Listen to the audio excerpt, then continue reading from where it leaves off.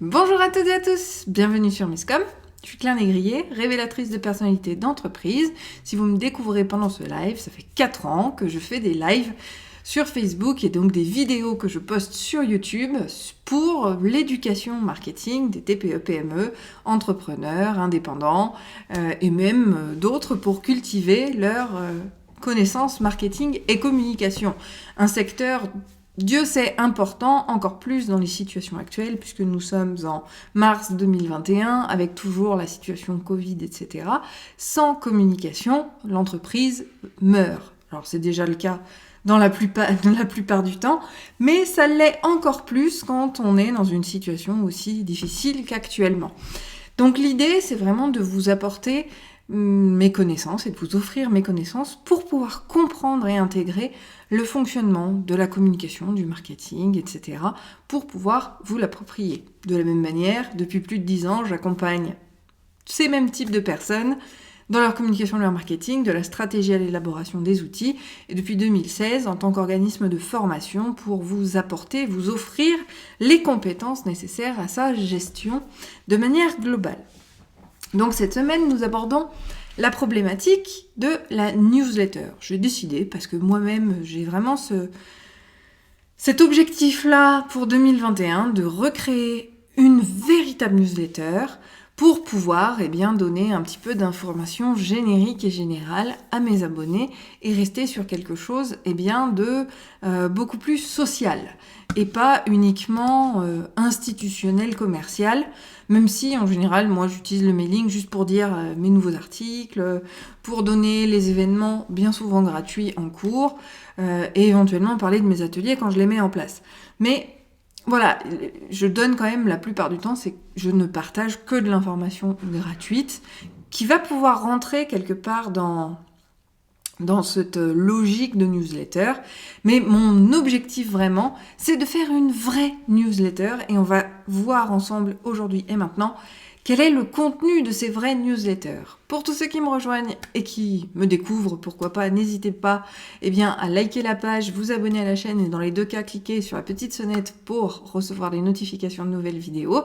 Et si la newsletter et le contenu de véritable newsletter vous interpelle et vous intéresse, je vous invite à mettre un cœur, un pouce en l'air à cette vidéo.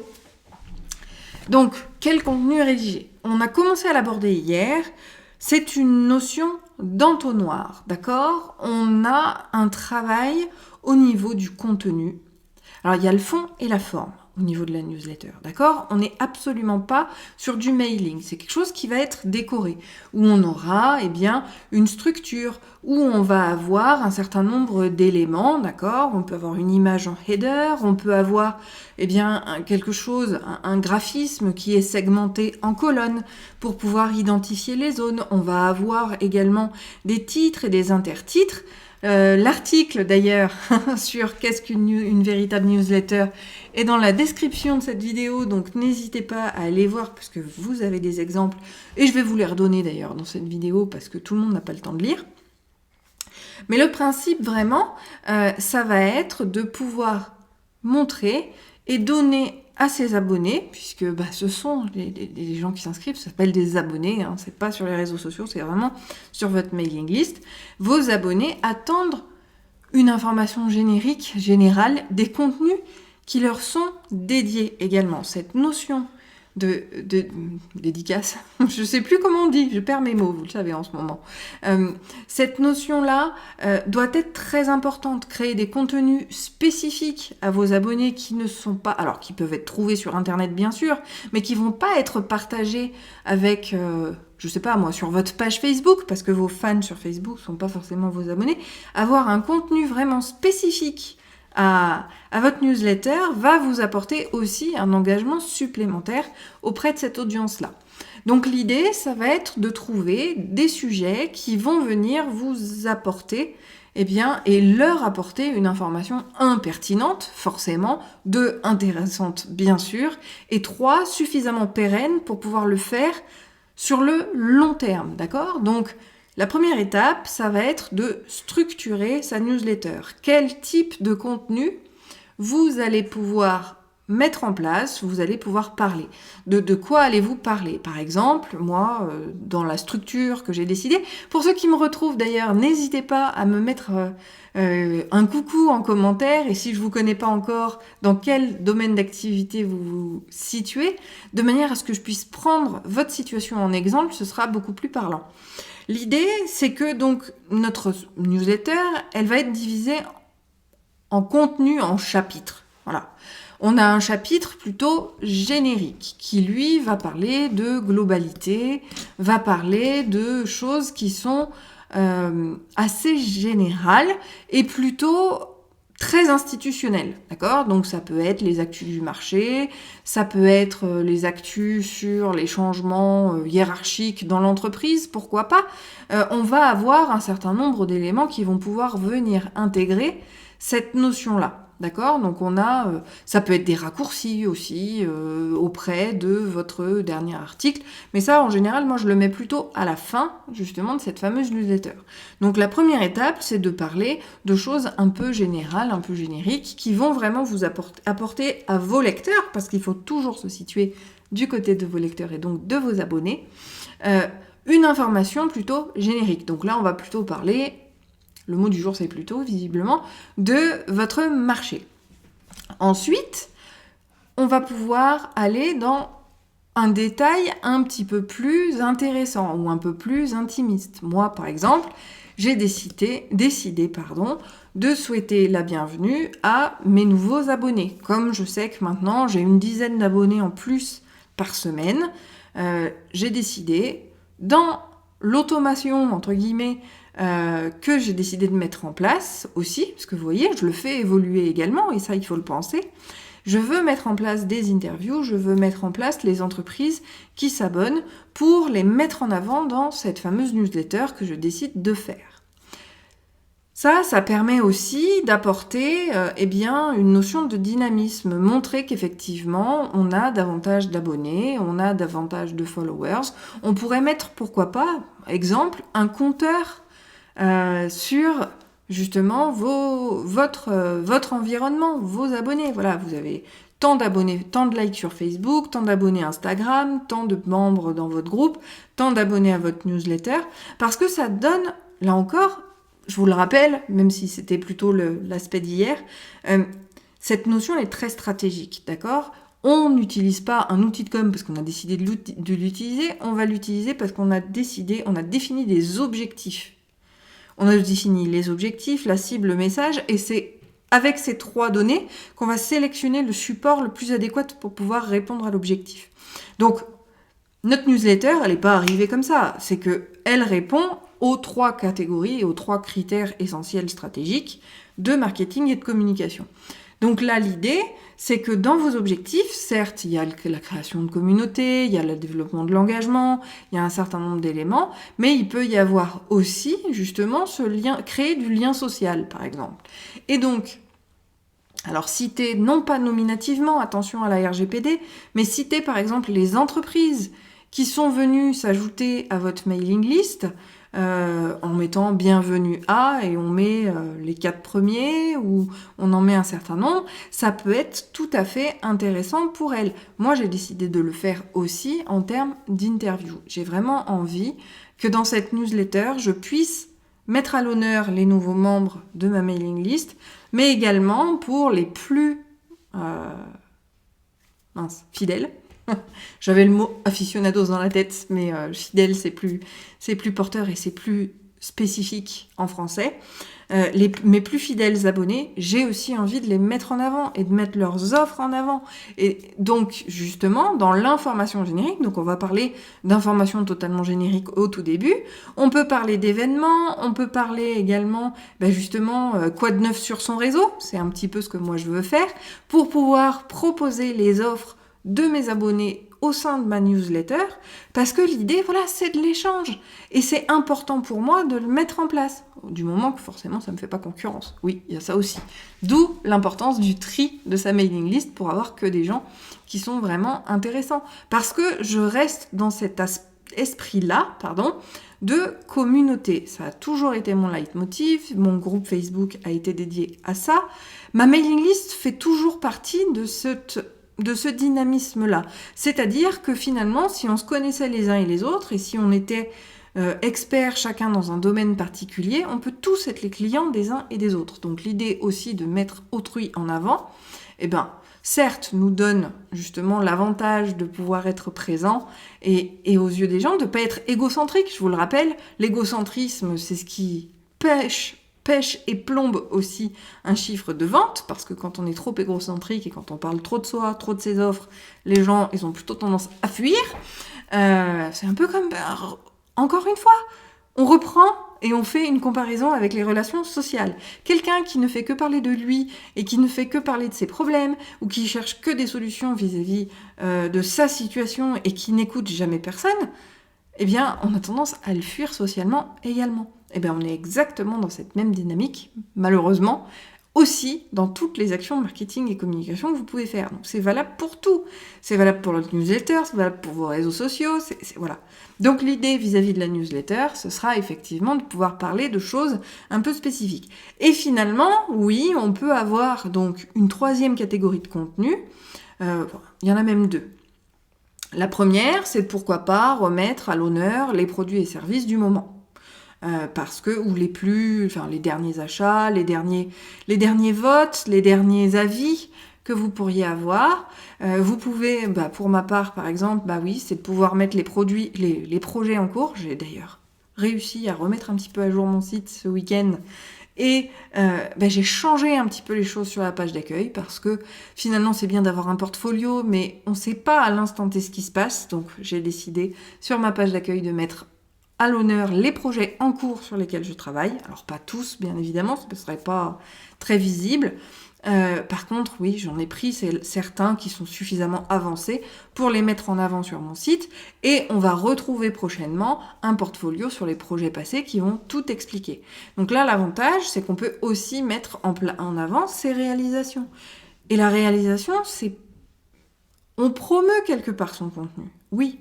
Mais on ne le promeut pas de manière commerciale, on le promeut de la vie, du point de vue du client.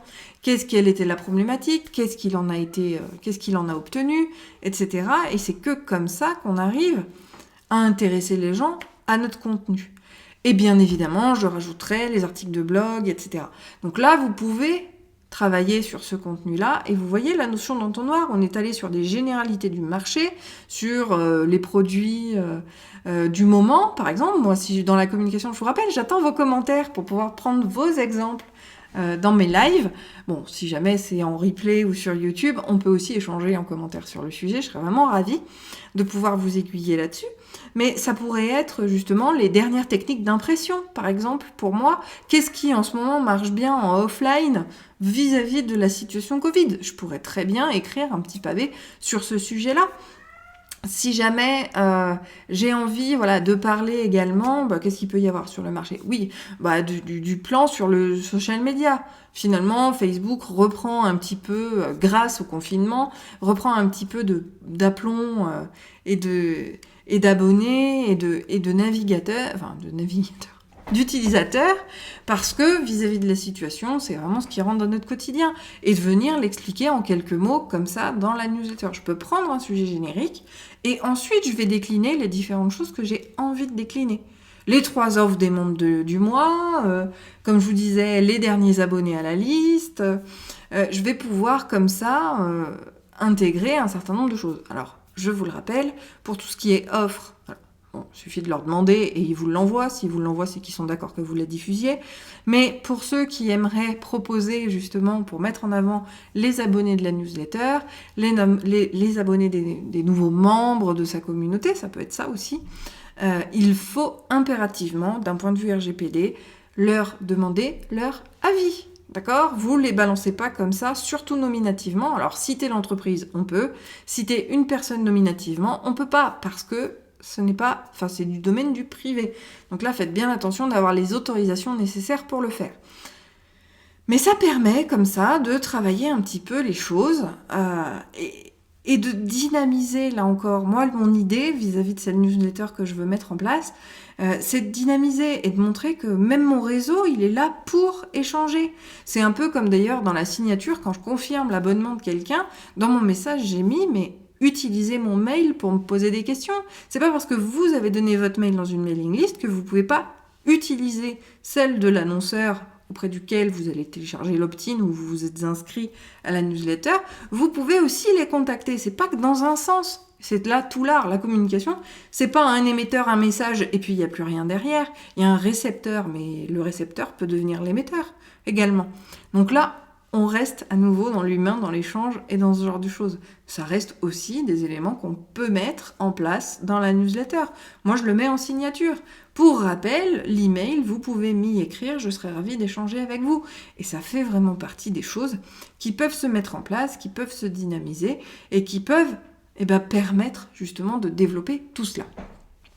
Donc voilà un petit peu les idées que l'on peut avoir. Alors, pour revenir sur des exemples applicatifs qui pourraient être un peu parlants pour vous, alors étant donné que j'attends toujours les commentaires, je vais quand même aller voir sur Facebook parce qu'apparemment, j'ai pas les commentaires sur mon outil aujourd'hui. Il a décidé qu'il marchait pas. Je ne sais pas. Ma foi. Hop! Oh, je suis bête. Je suis en train de regarder que je suis pas au bon endroit. Attendez, hop, je vais fermer. Bon, apparemment la vidéo c'est pas publiée au bon endroit. Bah tant pis pour moi. Donc j'étais en train de dire, excusez-moi pour ce blanc, quels sont les newsletters? Alors je vais vous donner les exemples pour des coiffeurs. Ça peut être la mise en avant des produits du secteur. Ça peut être un reportage sur les coiffures que vous avez pu faire. Ça peut être les actus produits, justement. Donc là, vous voyez, on recentre. Les produits du secteur, c'est large.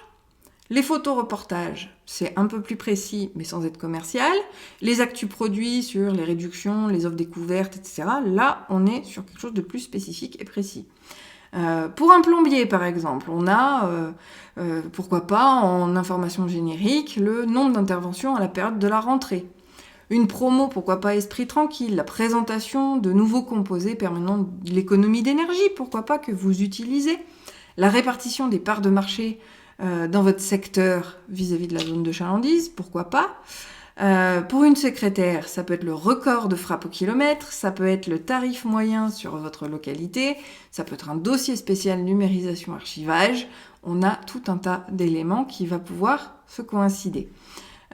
Pour un consultant, donc je vous ai un petit peu donné mes propres exemples et mes propres idées actuellement, mais vous avez les statistiques d'utilisation d'un outil, vous pouvez avoir des études de cas inspirantes, vous pouvez avoir des dossiers explicatifs ou l'explication sur un process, d'accord? Moi, par exemple, je peux aussi remettre à l'honneur que à mes abonnés et à tous mes clients, ils ont accès à une base de connaissances dédiée sur ma plateforme e-learning qui sont complètement gratuits pour eux parce que je considère que ça fait partie du suivi client. Mais ça aussi, je peux aussi de temps en temps le remettre en avant.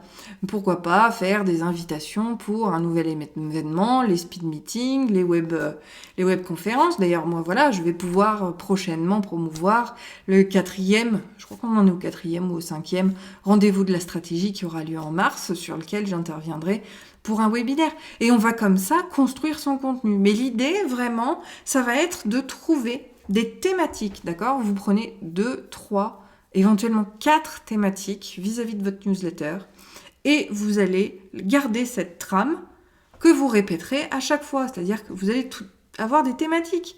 La thématique générale, ça peut être ça, ça et ça. On recrée une charte éditoriale de manière à proposer, une stratégie de contenu qui soit identifiable dès que la personne reçoit effectivement votre vraie newsletter au niveau de dès que vous la publierez, selon la périodicité que vous aurez déterminée. Et là encore, pour déterminer cette périodicité, c'est à vous de voir votre disponibilité pour pouvoir le faire, parce que si c'est tous les jours, c'est quand même compliqué, c'est très fastidieux. Ça peut être, la newsletter, c'est plutôt généralement mensuel, mais elle pourrait être bimensuelle, bimestrielle, trimestrielle. Bon, après, semestriel ou annuel, honnêtement, je le conseille pas parce que c'est carrément... Ça ne sert absolument à rien. Je vous rappelle que pour pouvoir fidéliser et même pousser les gens pour qu'ils se décident à l'acte d'achat vis-à-vis de vous en tant que prestataire, que ce soit pour des produits ou des services, il faut en moyenne 26 échanges par mail, 26 envois pour qu'ils puissent décider de votre crédibilité, donc d'acheter ou pas. Mais c'est à vous de voir. Sur ce, je vous souhaite une très bonne journée, un très bon appétit. On se retrouve jeudi pour la suite du sujet de la semaine. Bon bah du coup, acte manqué, je l'aurais fait sur mon profil, je vais tout de suite le publier sur la page. Si vous voulez me retrouver, n'hésitez pas, donc c'est sur la page Misscom France sur Facebook et Misscom donc sur YouTube. N'hésitez pas à m'y rejoindre, vous êtes bien évidemment les bienvenus. Je vous invite également à commenter la publication pour savoir quels sont vos sujets. Alors vous pouvez rebondir sur le sujet de la semaine, mais vous pouvez aussi me poser toutes vos questions puisque c'est à partir de vos questions que je crée mes émissions. Je vous souhaite un très bon appétit, une très bonne journée. Je vous dis à jeudi. D'ici là, portez-vous bien. Bye.